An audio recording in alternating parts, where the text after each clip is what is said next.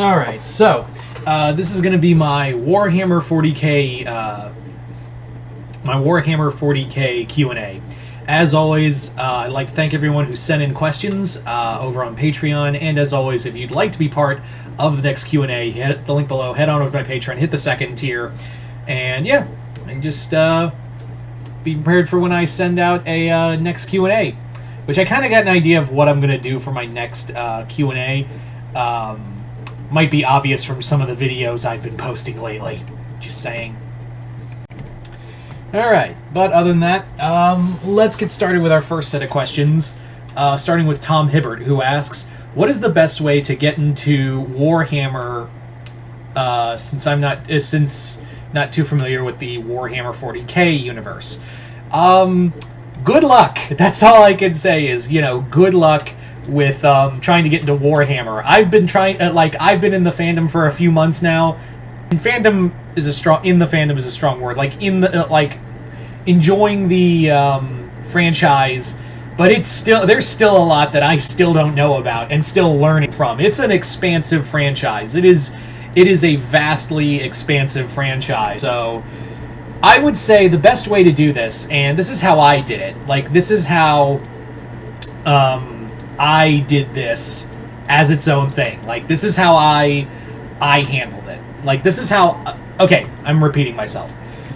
Pick a faction you think looks cool, and go from there, and then springboard into others. Like, for me, it was the Death Corps of Krieg, and then from the Death Corps, I went to the main Imperium, I went to the others, and the other factions outside of the Imperium of Man. That's how I did it, was just pick a faction you like or think is cool, learn about them, start to learn about them, then move on to others. Like, kind of like springboard to other ones.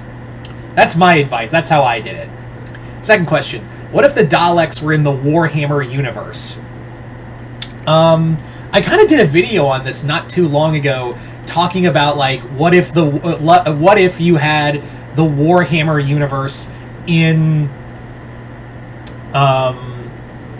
if you had Doctor Who aliens in the Warhammer universe. And I talked about how the Daleks would probably have a pretty good survivability rate. They have the intellect, the technology, and just kind of the overall hatred that everything else does in the fucking Warhammer universe has as well. So they'd probably be right at home and probably handle shit pretty well in their own regard. So I think the Daleks have a good shot at it. Third question: who's your favorite character from Warhammer? I would say Caiaphas Cain, one of the commissars of the Imperium. Probably because he's the biggest idiot I could ever imagine. And somehow he has survived God knows what and has kind of bullshitted his way into becoming such a high-ranking character. He's extremely... I don't know how a man could be this batshit stupid and this goddamn lucky at the simultaneously. Like, it's impressive almost. Like, it's almost... impressive in that regard. But yeah. So, thank you for those questions, Tom. Moving on now to David Deister, who asks, what would a G.I. Joe AU of Warhammer look like? Oh, man. I would probably say, like, how I could imagine it is maybe have it that the Joes are another faction. Probably have them as, like, special guardsmen. Like, have them as, like, elite guardsmen who are trained on a higher level, like almost like commissars, but they handle like factions that are heretical. Like, I would maybe have Cobra as like a heretical group who service like one of the Chaos Gods, like Slanesh or something. That's kind of the loose idea I have right out the gate. Second question: how did you discover Warhammer? I discovered Warhammer, like, it was always known to me since I've been on the internet, but I was always like, what's Warhammer? Like, what is all this about? Like, what is this weird thing? Like, what is this thing with the big blue armor and the big guns that are called bolters? So I was always, like, curious about it, but only recently have I decided to dip my toe into the vast ocean that is Warhammer 40k. Like, that's been kind of my thing, is that I've just decided to stick my finger into the vast ocean of it out of curiosity. After finally, like, kind of dancing around it for so long, I decided, you know what, it's high time I see what this mess is all about. Third question.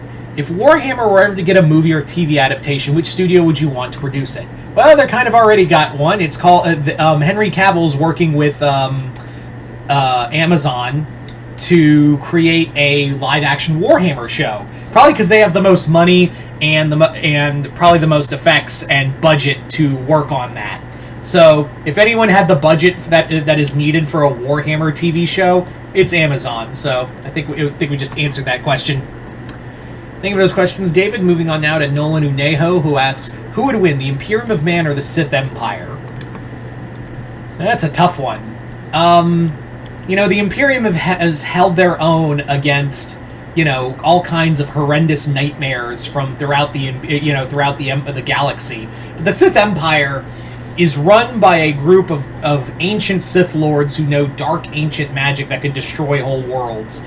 And these guys and all of them are basically space wizards in their own right, who have swords that can cut through anything, and also some of them know Sith magic as well. So that's a rather tough one to say who would be on top in that one. Probably last a couple thousand years though. Anyway, second question: what is your opinion on there being female space marines? I think it just needs to be done right. I mean, we already have the Sisters of Battle. That's the one thing, is like, we have the Sisters of Battle, and female Space Marines, where do I stand on it? I'm cool with it as long as it's done right. Like, I don't want it to be done just for the sake of it being done. I want it to be done well. I think if you do something and do it right, I think people will latch on to it. I know everyone's like, oh, only men can be Space Marines. And I'm like, well, GameWorks kind of breaks their own rules every so often, so I wouldn't be shocked if we did get, at some point, a female Space Marine, or, female Primarch at some point. Anyway, thank you for that question. Your fine one. What would your own Space Marine armor look like? I don't know, honestly. Like, what would my Space Marine armor look like? That is a tough question. I would probably say something along the lines of something like the Salamanders. Probably something like that. Dark green, some dragon armor, something along those lines. But anyway, think of those questions, Nolan. Moving on now to Hunter Johnson, who asks. Question 1. What would happen if Krieg went to war with the Terran Federation from Starship Troopers? So the Terrans versus the Death Corps of Krieg. It's kind of actually evenly matched in a way, honestly. The Federation does have some pretty strong ships, but so does Krieg. Ground forces, when it comes to ground warfare, especially trench warfare, Krieg is pretty strong in that regard. So I'd probably give it to them. But again, the troopers carry thermonuclear weapons. They can just fire like grenade launchers. So that's something you really also have to really think about as well. That's another factor in this. So I will give it slightly to Krieg. Second question: what if the Yuuzhan Vong from Star Wars was a part of the Warhammer 40k universe? The Vong would probably fit in pretty well, honestly. I think the Vong would fit in seamlessly. They look like Warhammer characters. I think they would also spread like a goddamn cancer, and I think they'd be really buddy-buddy with... Actually, no, I take that back. They'd be pretty buddy-buddy with Chaos, depending on how the solar winds flow. But, yeah.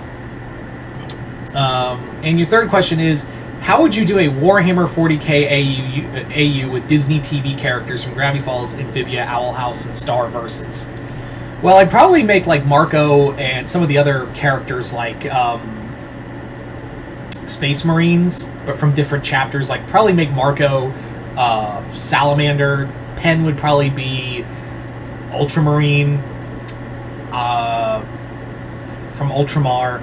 I would probably put maybe Dipper in the Blood Angels. As for like other characters, like maybe have a lot of the Owl House characters, Aldari, maybe, and that's just kind of the loose idea I have. Like a lot of these crossover questions are kind of tough to answer because it's like, well, I honestly don't know right off the gate or right off the top of my head. So there you go. Might have to think of more on that one later. Anyway, thank you for those questions, Hunter. Moving on now to Bill McLaughlin, who asks, who is your favorite faction in the Warhammer universe? If I'm going to say, like, okay, let me see if I actually have this as another question.